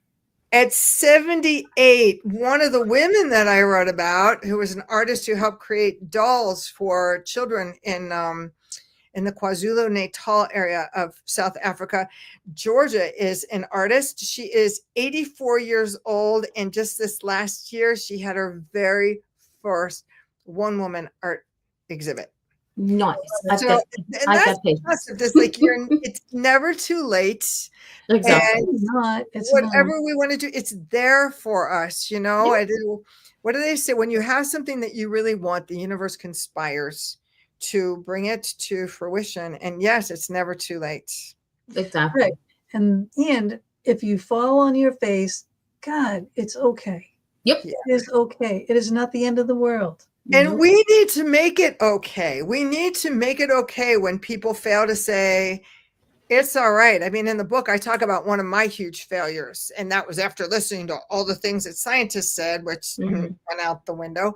But that was because I had two people actually that I'd reached out to that said, oh, we're going to be very authentic about, we made these huge mistakes. And I said, would you be willing to let me put this in writing? And they said, no, we don't want that kind of publicity. So okay, I'll be the poster child here. I'll show you what it looks like to fail, because I've done it big time. And I've done it. But I always tell people, if you're going to fail, either fail forward where you're learning something, or fail bigger. So at least you go, really did it. Exactly. Or your idea, even if it doesn't go now, it might eventually. It just might not be the right time, or you weren't with the right people, or you didn't have the right backing, or you just didn't do the right footwork. Or it might spark somebody else. Dead. Do it again in a year. Do it again in 6 months. Do it again in a month. What do you trust your gut? Trust your gut, because your gut will tell you every time. Right. That's your instincts. That's your direct lines and your in terms of that, angels. Right. And one of the exercises that I do, because I talk about like a little bit about the difference between emotion and intuition. Am I not doing that because my intuition is telling me not to do that? Or am I not doing that because I'm kind of scared to do that? And I start with what I said, like the grocery store exercise, or just, first of all, paying attention and getting more aware and in touch with ourselves. Which, as a Reiki master, you would understand in terms of that. And we don't check in with ourselves. No, I mean, I've had people will go, you are so snarky right now. What's going on? And I'll stop and they'll go, I have a headache. I didn't even realize I had a headache. And I'm sitting there going, how could you not know? Yeah, exactly. That you have a headache. But checking in with ourselves, where are we from head to toe? And then increasing that awareness in terms of the world around us. And then I tell you, once you keep working on that, then start asking for signs. I keep in my office with a background in marine science. I have a pair of earrings that have seahorses in them. Ooh. And I was putting them on one day and I was making a huge decision. Is this the right path that I'm going on? And I put on these, and remember, I live in the desert. And I go, you know what? I need to see a sign. I need a sign of the seahorse. And I'm laughing, going, well, this is silly. Where am I possibly going to see a sign of a seahorse? Here. Well, I had to go stop by the library, and our library has a used bookstore. And I said, I'm going to pop in because I love looking at books no matter where they are. And I've got that to be read list that's huge. And there in the bookstore is a seahorse. Oh my God. And I said, okay, thank you very much. That's going home, and that's going to sit in my office on the desk just to remind me, Right. It's your sign. I've heard you guys say before. And I want to pound that home. All right. When you want a sign, okay, ask from for your it. loved ones, from your, your guides, your angels, anyone, ask. Okay. It is a 3-letter word with a big impact, because asking will receive. And they're not huge. And I've heard you guys talk about this before. And it's not huge. It's not, crashing waves. They're little things, but they're things that let you know, yes, I'm on the right path. Yep. I could trust myself, or in terms of the intuition. I always laugh where people say, oh, do you have any like psychic impressions or things in terms of, do you ever have like those dreams that tell you about the future? And I, throughout my whole life, have had dreams where I'll be standing in a checkout line someplace, and I'll look around and I go, oh my gosh, I dreamed about this. And I always laugh because it's like always the most boring thing. It's like, I have dreams of this. Could it not be something like really big? Or say, but I'll say, oh, there's a woman standing behind me, and she's probably going to ask her husband or whoever she's standing with, if he saw the news headline that's there today. And sure enough, she'll say that. And I'll go, really? That was I know. All the time. That's really not the appropriate response. What I should be going is, yes, really, that's it. Because those are just those little winks to remind us that magic is everywhere. Sorry. Hi, Nicole. Yes. And you can't. And that's the thing, is like we always say it. Can't believe it. Stop looking for the fireworks. Stop looking for the things. Look for the little things. It's like you said, I work with butterflies. That's my thing. I don't know why. It just sort of started. And when I send them healing, and they'll be like, okay, but how is it going to get you? I said, just know that at some point you're going to see butterflies around you. And that means that the healing is continuing. Yes. And I remember one guy, he was in the UK, and he says, we don't have butterflies up here. And he was a very, staunchy type of dude. And it's like, he believed, but, he didn't like people to know that he believed. And the next day he basically yelled at me, all in capitals, what the hell are you doing? I was like, okay, what happened? He went to his car, and he had, it's like a hatchback car. And when he had the hood up, he was putting stuff in. And then when he closed, sitting on the top of the back of his car was a butterfly. Never seen butterflies before. And he says, you were there. I was like, yeah, now you're going to have to start watching out for a fox in your yard or a butterfly coming through, because every time, we talk about stuff like this, like my friends and whatnot, we'll visit. We were down in Gettysburg. We visited. We were at the Gettysburg Ghost Exchange before they moved. And we left, and 20 minutes later, Pam's calling me up. She's like, "There's a fox in my backyard." And I'm like, I know. Oh, yeah. It's, it's like me watching you, watching over everything. And Mama sends her love and her messages on those wings of a butterfly. We communicate, and it's like, why do we spend so much time thinking that our world is just, what we know that it's bigger than what we see, and that there are different ways to communicate across the miles and back and forth. Working with a tribe in New Mexico, one of the signs that they use is a roadrunner. Oh, well, that's really cool. Never seen a roadrunner here. And sure enough, one of the first times we spent time with them when we came home, there was a roadrunner right at the back door. Like, just, hello, want you to know I'm here. And and sure, it doesn't matter if roadrunners are here or not. You have that connection, and here you are. And that's amazing. It's totally, it's mind blowing to me how this stuff happens, and it's not by coincidence. There are no coincidences. It's not. It makes you wonder why we dampen it down so much as a society. Because people will splash it. Like, oh, you're nuts. Why would you not want to group you are? And I'd be like, yeah, we are. It's like when things used to be, you would be in that spot where you're like, I've been here, done that before, and it would be just like, I had a friend who always go, oh, deja vu, and just let it go. Like, do you even know what that means, what it is? And it's like, you may have dreamt it before, you may have been here before, this is a situation, but there's something part of what that deja vu is a learning lesson. You've got to catch the meaning in it. And it doesn't have to be, again, it still doesn't have to be that big spark.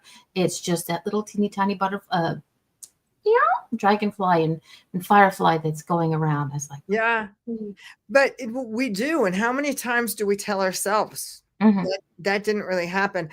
My husband came from a big family, and they lived in a very, very old house that had once been like a plantation and then a boys' school in Iowa. And they all grew up, and it was just every day there was, doors open and closed. They had all the different experiences. And my daughter grew up knowing that. And we had an experience where we stayed there once. I said, I don't think I can do this again. I took her upstairs and was reading her a book to go to bed. And she said, Mom, who's that man sitting in the chair over there? And I went, okay, that's it. So she's grown up with us, and seeing all of his siblings today as adults that all grew up with this, she'll say, wow, do you talk about that or whatever? And every single one of them has said, well, we were just kids. That didn't really happen. We made it up. And it's like, holy cow, why do we do that? Why, no, it didn't really happen. And it's like, there's a part of us who doesn't want to believe in magic. And it's like, but it's here. Yeah. But I mean, if you believe in quantum physics and you're going through all those things and what happens in between, then you're going to start thinking about all the realms that we can't see with our eyes in this vision. However, you go and you throw a full spec light on it, or you throw a thermal image on it, and now you can see it with your eyes. Does that mean you believe now? Because actually you can actually see it. I mean, do you need that scientific type of approach, right? Or can you trust your gut? I trust my gut. My ears are ringing like crazy. Like, I know that all my people in this house are gathering around because they're interested in what you're saying, because that's what happens. It's like as soon as they get closer, the ringing is louder and louder and louder. All right, so you'll probably appreciate this. I have and I work actually with a number of people who work with angels. Okay. And I have a theory. It's a made-up theory, but if there's any entities around, they'll appreciate this. What is a theory? The theory is that there's got to be a lounge, just like a teacher's lounge, a lounge for angels, where there's got to be a really nice bar where they're throwing back bourbon and smoking cigarettes, whatever.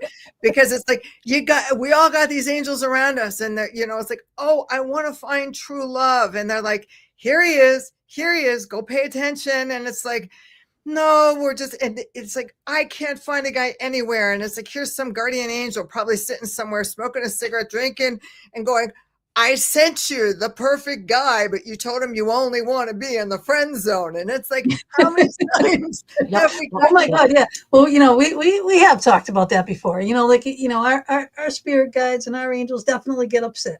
Right? We have, how many times do I have to tell you? Have a little more patience, but they too can have a sense of humor. But our guides, or our families, or our ancestors, they have the biggest sense of humor, because they will make something funny happen. Like, how many times do I'm telling you, right? All the time. So you can lead the horse to water, but you can't make them drink. Yeah. So, but it is so true. It is so true. But that is the whole preface behind an angry spirit too. You move into the old house. This is an old house. Okay. This was Stanley and Dottie's house. I saw him on the 3rd floor when I moved in. Right. That was his room. It was full of books. I didn't see the books. I didn't know about the books until later. Stuff happened. I found out about the books. He's all upset about him losing all his books. What do? I go out and buy him books. I put them upstairs for him. Okay. He's happy now, but he was an angry spirit. But that's why paranormal investigations come into play, because we communicate with them and we find out, why are you angry? Yeah. What did I do? I'm trying to improve your house. I'm trying to maintain your house. I'm trying to change these things, but what did I do to make you angry? And I was like, my books. I'm like, oh, okay. Yeah, okay. I've got lots of books, but not his books, So I had to buy him his books, Western Civilization, his books, right? And then they're upstairs, and he's happy, So, but that's what we do.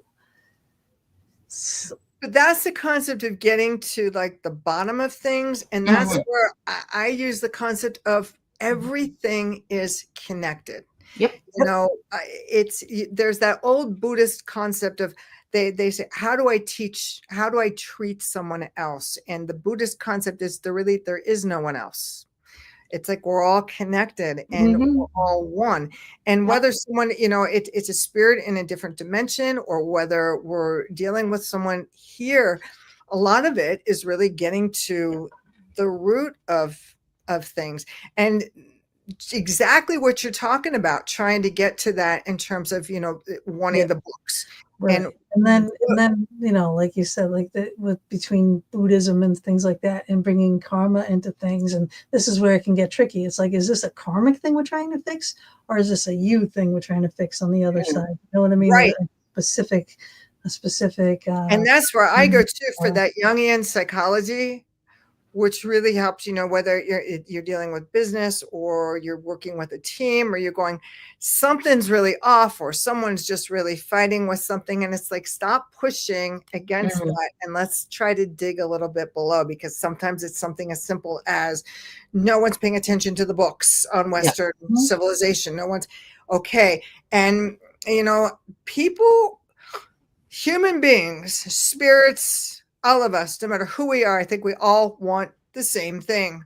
We want to be seen in terms of being recognized. We want to be acknowledged. We want to be heard. And we want to feel like we're important. Even if it's to the dog or to the cat. It's like, somebody let me know that I matter. And sometimes, that's enough. Yeah, exactly. But it's, starting with people. And when you get these people they have that same anger, and getting there to say, okay, I want to hear what you have to say. I want to acknowledge that first before we do anything, to know where that comes from. We don't always take the time to do that. And, that's part 2 in terms of our society of trying to move back. And we all say, oh, and just as guilty of this as everyone. I want that work-life balance, and I want that time to meditate and to take the time for myself. And, there's my guardian angel going with the cigarette. Yeah. I'm not smoking cigarettes. Again. Talking about it again. Come here. Listen to this. Yeah. There she goes again. Oh God, yes. Balance. And, to do that, there's a new movement that I actually have been following that started in Europe. That's just they call it the offline movement, of just taking a night of just going someplace and doing things with other people, with no phones, no anything. They're using museums to do this. Remember the days when we were young, we didn't have cell phones? Holy cow. Yes. And crafts where you actually have to talk to people. Yep. And people have forgotten how to talk to people. And even with all the texting and everything, that's not working really well either. We've come up with a new language that's like nothing but. I know. People hide behind those the way they talk. do. You can't fake who you are if you're face to face. Yeah. I might see these things, like the LOL thingies, like I'm like, I don't know what this one means. I don't know what that one means. I have to, I don't know. I'm old, right? I don't know. When you got to make a dictionary. I know. Yeah, and when you get older, it means a whole lot of different things. A whole lot of other things, yeah. You drop something, you look at it, and it's like, well, do I really need it? Is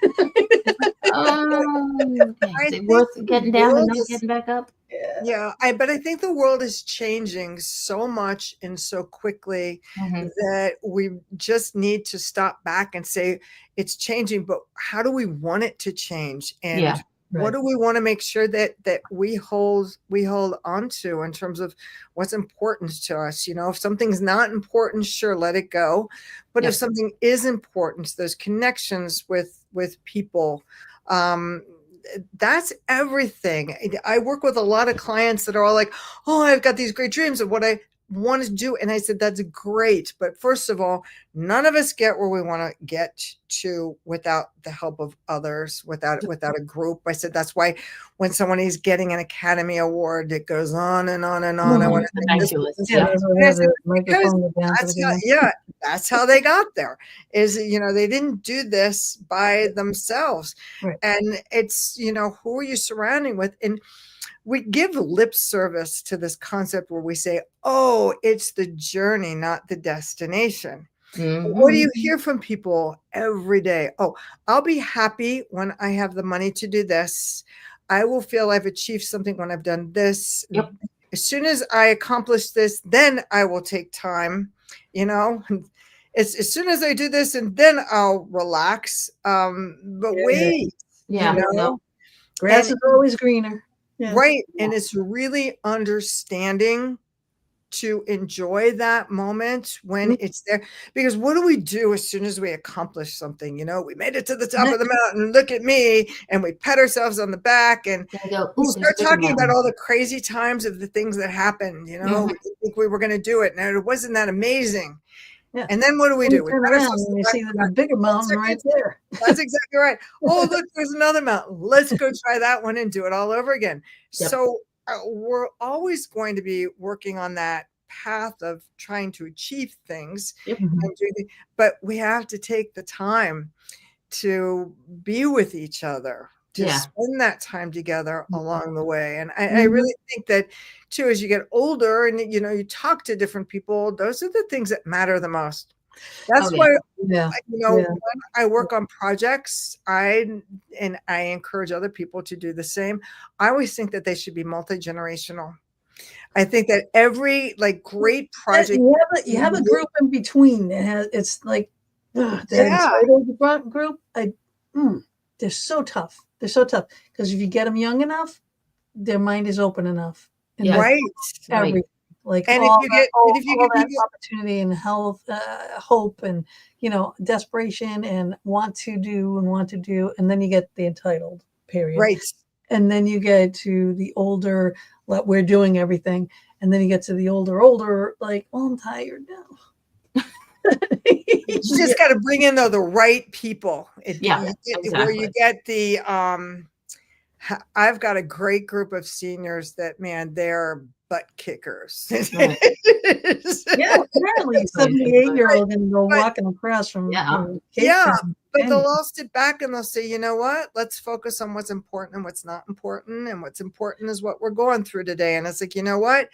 You're really living in the moment. And I need to be learning and remembering that.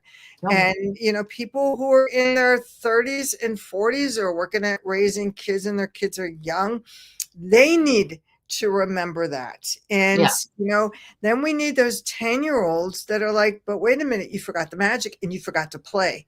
And we all need to remember that, right? Yeah. Well, that's why, this is why we do this. What we do. Bring you to the people. All right. This is exactly why we do this, because this is what's needed. All right. You're the type of person that inspires, that can gather the right people, you know what I mean? Like through your words, your inspirations, then it goes from here to here to here to here to here, without use of phones and this and that and whatever else. It's just, it's a doing thing. Right. And but that's exactly why we do this. Yeah. Which makes all the difference in the world. That's why you guys are both fireflies, because that's what fireflies are. I mean, that's my whole purpose. It's like we build communities of like-minded people that are doing different things, but we all support each other. We're all encouraging and saying, you know what, together we can shine brighter. Exactly. It's like one little firefly standing by itself can only light them at a certain place. But if you have more fireflies coming closer and closer and everybody just sort of gets there, it goes from a teeny tiny little ball to a much bigger one. And then that group of fireflies, I'm not sure what they're called, but a group of fireflies can light a bigger space. Are you ready for this? A group of fireflies, biologists aren't that creative, but I was impressed. A group of fireflies is called a sparkle posse. And I went, I can do a sparkle posse. Oh yeah, we're gonna make a book. We're gonna. We can all be. You gotta make a video. Sparkle posse. Yeah. I love Sparkle Posse. That's what I'm gonna make a dream board with all the pictures of all of our guests and call it Sparkle Posse. Sparkle Posse. Yeah. I love that. Isn't that fun? It's like, great. This is so everybody's a firefly. I say, you guys are all now part of my Sparkle Posse. We can all sparkle together. Oh, that's adorable. I like that. Amen. I like it. There's no more bling. I want to sparkle. That's amazing. I like that one. Oh my God, that is so fun. How are we doing on time here? Oh my goodness. We've still got about 20 or so minutes. We're going to do it. Oh my God. All right. So, let me look at my list here. Or what do we need to know? Well, while you do, let me tell you this, while you look at that too, just to know that the people that, which you now know, but for anybody listening, the people who I have written about, I think it's important to know that they come from every different field and backgrounds possible. It's not just like, oh, these are all the scientists that do this, or I think I only have maybe one, maybe two scientists. These are just normal, regular people. Some are in the arts because we need the arts. Oh, God, yes. We need people, and some are in business, some stay at home. Everybody's doing something different, but they still manage to shine their light. And so it doesn't really matter what field you're in, and I always talk that we are missing contributing to the whole.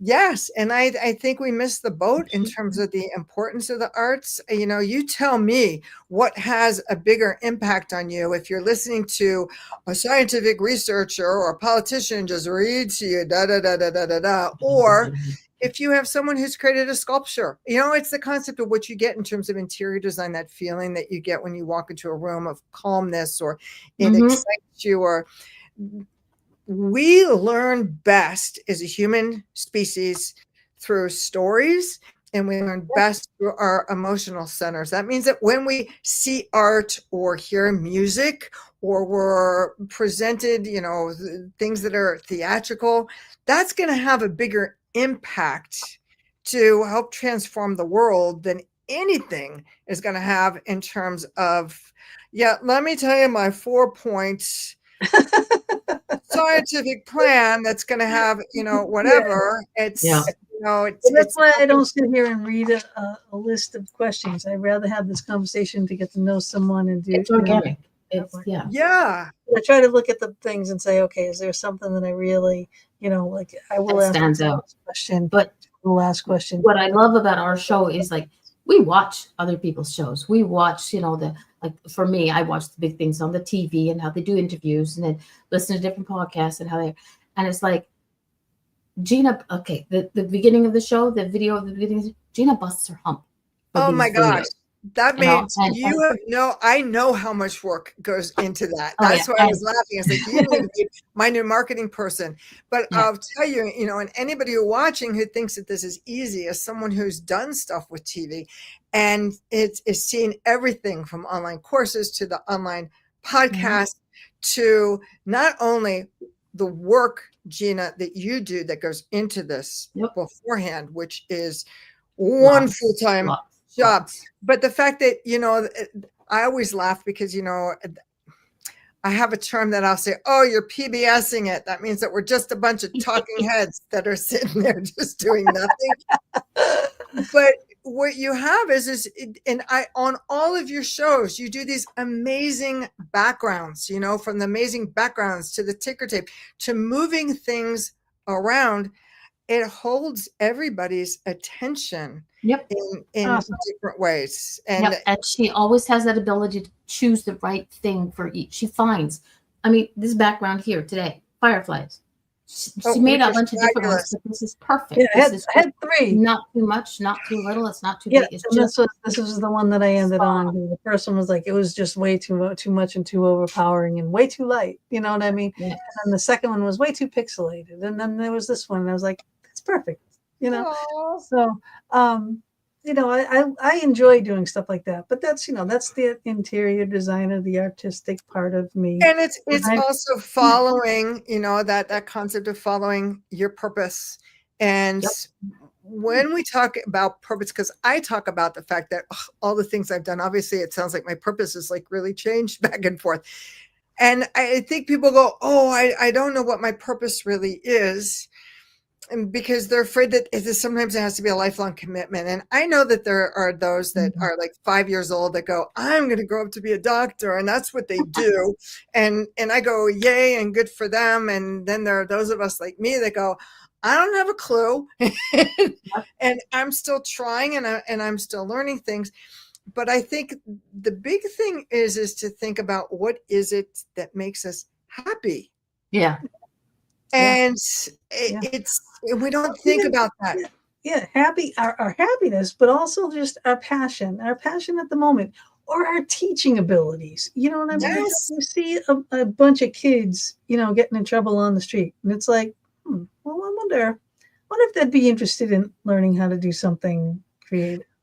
Right. Probably. I worked a number of years ago with a group of, they were 15 and 16-year-old boys that were trouble times 100, families ready to kick them out, and they had sent them to a school situation so that they could get therapy and this and that in Utah. And I was working with a government agency, and I said, you know what? These kids are out of school. Why can't I do like an environmental conservation thing so that they go back and they still have the science? And I knew dealing with these kids, you don't get in that kind of trouble unless you're really pretty creative and smart and no one's relating to you. And they were all those things. They were smart and creative and innovative. But I looked at them, but they were angry and they were frustrated. And after 2 days, I looked at them and I said, if I were your fairy godmother and I could come knocking on your door and say, your wish is my command, what would make you happy? What would you ask for?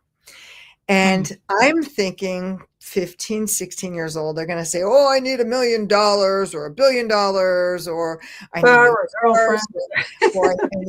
And they stared at me with blank faces. They didn't know. One of the kids looked at me and said, you know what? No one has ever asked me what makes me happy. we stop asking people. We have, when you're little and you're in elementary school, we say, oh, you can grow up to be anything that you want to be. And as soon as you become a teenager, you start hearing instead, well, that's not really going to help make you the money that you need. You need to find something that's going to build up your 501k and for this one and give the health insurance. And we stop. It's like you can no longer do that. And we don't ask what really makes you happy. Yep. And over the next couple of days, I'm going to interrupt you, because in your book, in the end of a few of your chapters here on your little things to do, you ask for these little lists of these things, what do you want to do and how to, breathe and center yourself. And you ask those questions, and you actually have to write some stuff. So there's doing actually in your book too. So it's steps. It's not just stories. It's not just an idea. It's an action book. It really is. Because I didn't want, and I'll tell you, in terms of writing this book, I didn't want a book that went, oh, that's great in theory. I wanted to say, okay, how can you take the theory and just bring it into your life to make it happen now? And even in terms of writing the book, because I'm one of those people, people say, oh, I've wanted to write my whole life. And I'm from the Dorothy Parker school, who Dorothy Parker was once quoted as saying, I hate writing, but I love having written. I like that one.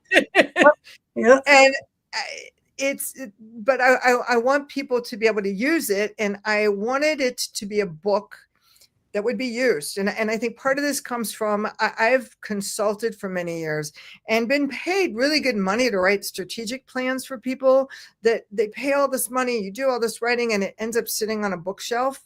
And it's like, I'm not writing a book like that. I want to write a book that's like how to read. The people that ends up with 90,000 dog ears in it, right? So I love it. Yeah, and this is the thing. Like, I have my books right here. I have all those books back there. I read them. I put them over there. All right. But ones that I'm constantly going to be looking at go right here. That's what I do. I have bookshelves everywhere where other people hide like clothing when they come into the house. No, we go, I'm hiding books because I need another bookshelf for the books. But yes, I want it to be used, but I hung out in bookstores and in libraries, and I asked people, what do you like or what don't you like when you're reading a book like this? And I got a lot of people said, I don't like books with long chapters because I feel like I can't put it down until I get to the end of the chapter. And it's like, okay, I get that, which is the reason why I went, okay, I'm going to have 4 thoughts for each chapter, and I'm going to do sub-chapters so that you go, okay, I could just stop right here. Or I could just stop right there. Bookmark that I got that came with the Oh my God, now I'm jealous. There when you have to put the book down. Oh my God, what a concept. Really? But it should be fun, and it's, and it should be easy. Exactly. And you don't want to look at reading a book as a chore. No. For me, I can tell I'm going to like a book because I have this thing when I start reading a book, if I start to fall asleep, I know it's not a book for me because I like a book that keeps me engaged, that helps me to learn things, even something little, something just sort of like, oh, I want to turn the page and see what's next. Yeah. And it's like, okay, I'm going to read one chapter before bed. It's like, do I have to put it down? But I got to go to sleep. I got to work tomorrow. Yeah. So some people are just like, oh my God, that book is 400 pages. There's 600 pages. It's this, it's that. It's like, yeah. You remember read one page at a time. Exactly. But this one's only 200 pages. Right? So you can read it. Okay. With lots of white space. And actually lots of Firefly graphics in there, because I said I never understood why we stopped putting pictures in books when we get older. And I still think, and that's that concept of playing. So there should be little fireflies and a lot of white space. Lovely easier. I really think that. I will treasure this. Makes me jealous. Okay, fine.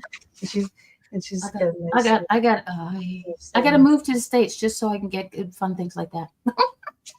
Yeah, it's too expensive to ship to Canada. Oh God, no! We had one guest who shipped me her book, and the shipping cost, because I'm up in Quebec, the shipping cost was more than the book. So I will no, don't send me. Ooh, Sharon says Firefly coloring book. Yes, please. So I That would don't. be fun.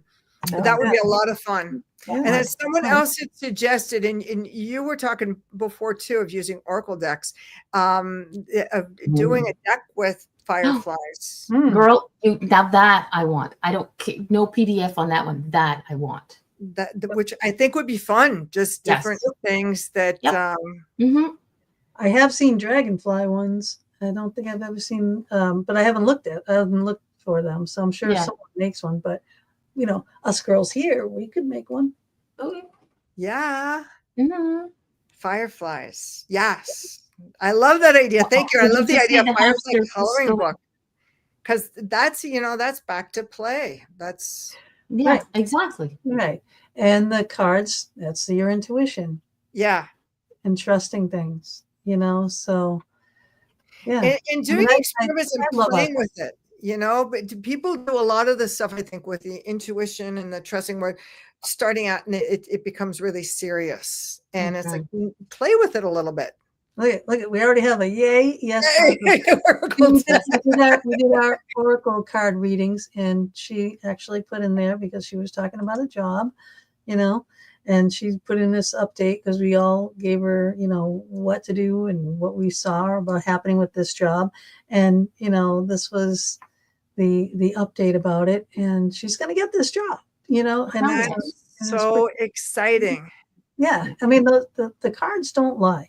If they warn you, they warn you. If they say no to you, doesn't mean it's written in stone. It means change path. You still want to make that happen. Just don't go down this path, go down that path. Right. And you can still make it happen. And, it's all energy. And yes, it's all the same. It's all connected. Everything is connected. Yes. And when I work with people too, even looking for jobs, it's like, if something happens and for any reason it doesn't, that's the universe stepping in to say, this isn't where you need to be. It's not what you're supposed to be right now. Instead of saying, oh my gosh, I lost it, being open to saying, okay, I'm going to accept that. So I'm ready to be in the place where I need to be. Oh yeah. Yeah. And the thing, and it could be one thing. People can down, my thing is, I've always loved working with people. I'm a helper for many ways. I took a course in a university course on public relations, and I've always worked with people. And 20 years ago now, I started working at a convenience store with gas station. I worked there for 17 years. Had no plans on retiring because it gave me what I enjoyed doing, talking to people, helping people, little things. The Mama D came out in what I was doing at times when it was necessary. And then I couldn't continue to work there anymore. So I was like, okay, I can't just sit at home and do nothing because I'll be driving people crazy, mostly my husband.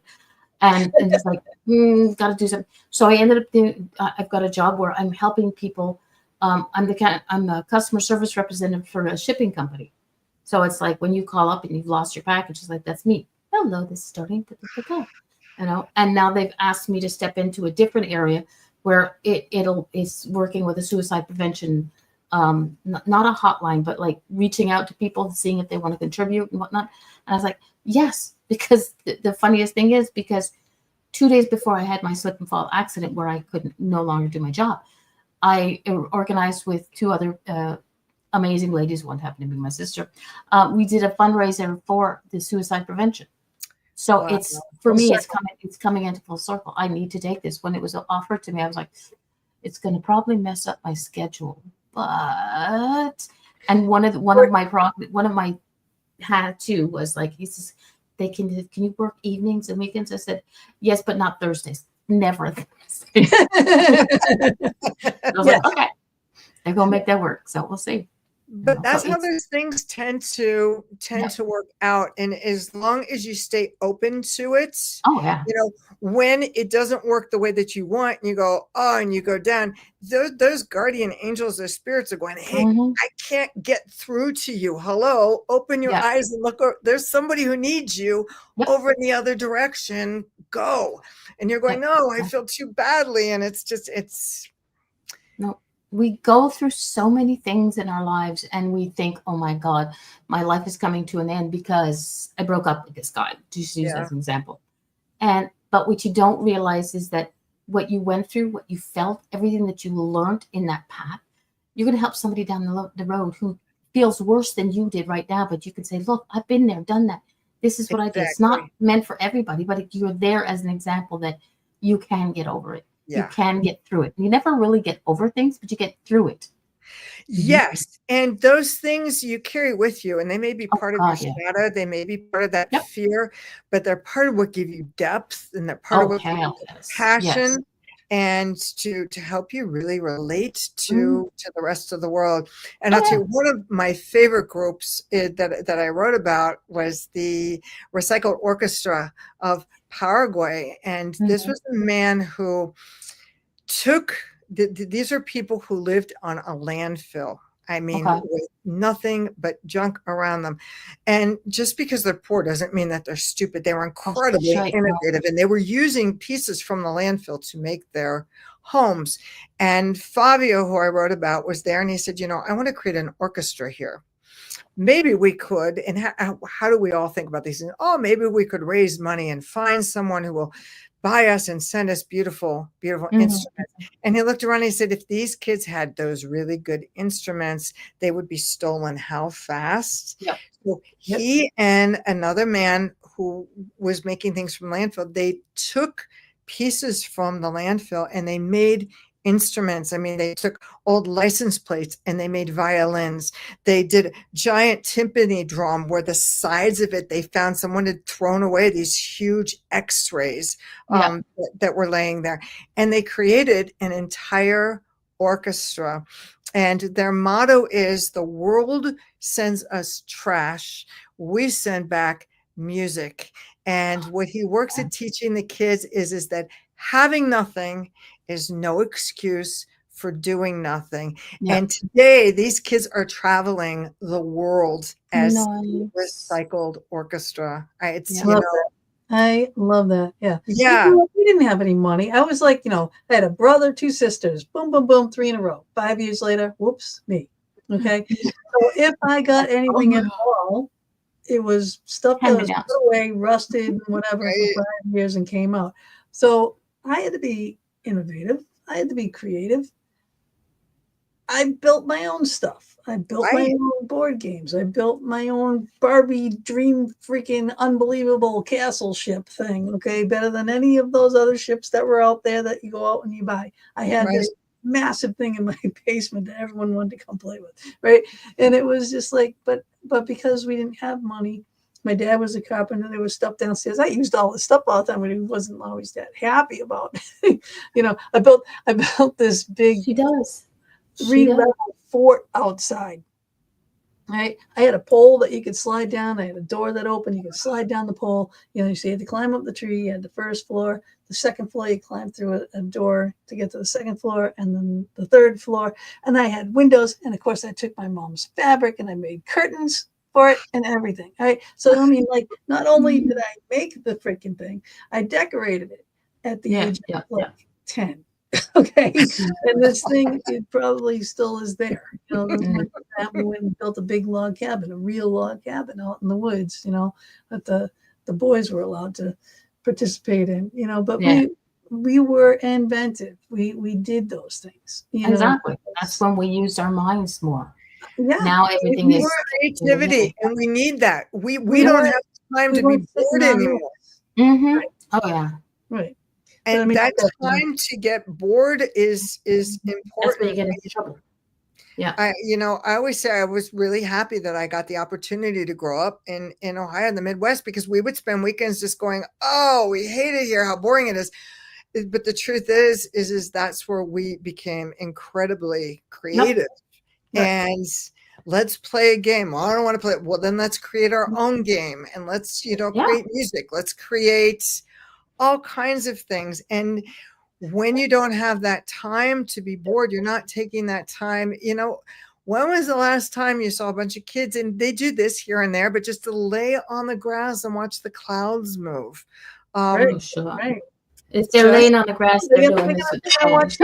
on their screen while they're outside in the clouds. You know, you're going to see them with sunburns or suntans, and there's going to be like a square over there for the exactly. You know, it's ridiculous. But you know, that's what we need to do, is to back up and get back to that. And we have like only 1 minute left. Oh my God, this is crazy. HP, by the way, is buying your book. Yeah. Oh, thank you. Well, let me tell you that on the website, there is a free download that is 5 lessons to shine your light brighter now, just flying lessons for fireflies. And the reason I did that is it creates a mailing list. And I believe that everyone needs something special, because I believe everyone is special. And I send once a week, I send just a small piece of inspiration or encouragement, because I think everybody needs that, just to kind of remind you you're important once a week. It's not a sales thing or buy this or buy that. It's just to say, here's a message once a week. I think listening to you for 2 hours, you can tell that this is coming from a place of the heart, not a place of the pocketbook.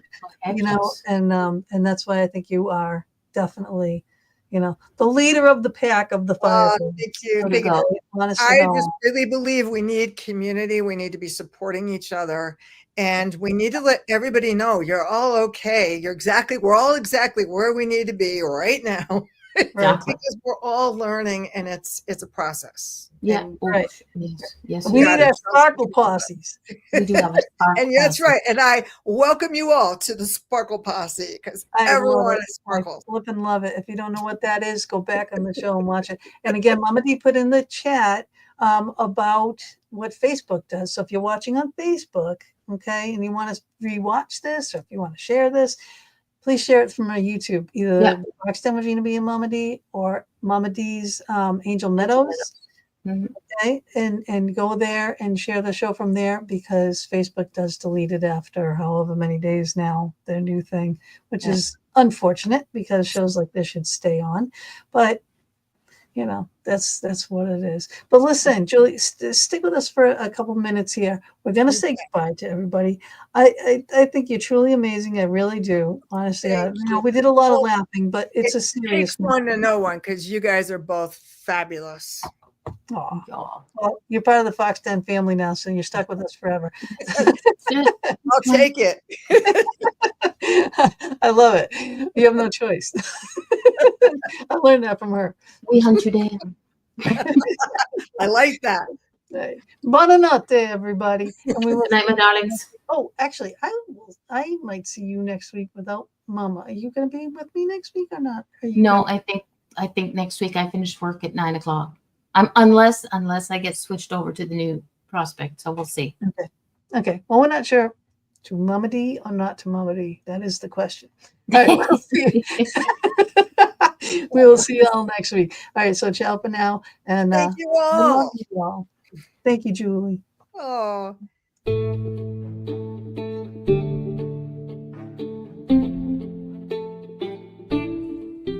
Thank you so much for joining us for another episode of the Fox Den with Gina B and Mama D. We are here every Thursday evening from 8 to 10 p.m. Eastern Standard Time, bringing you a variety of guests or our own intuitive oracle card reading shows.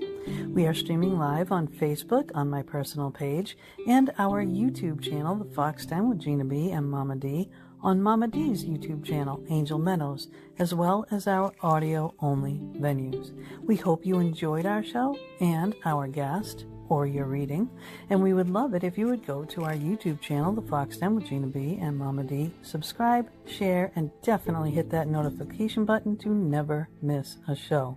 We'll see you all next week, and subscribers, watch for our pop-up shows as well.